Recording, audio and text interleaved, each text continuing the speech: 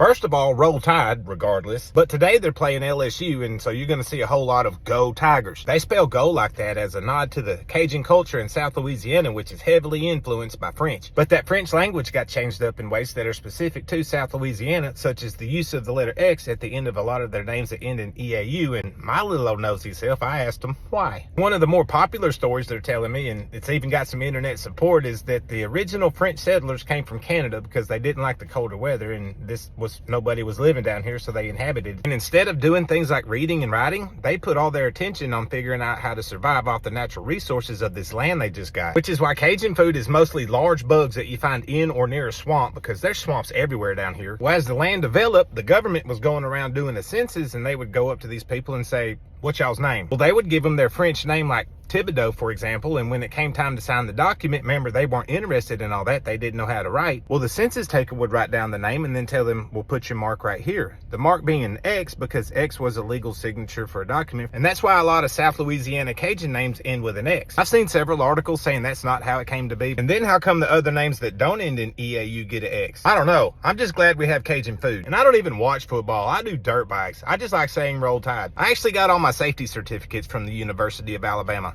That makes me alumni, right?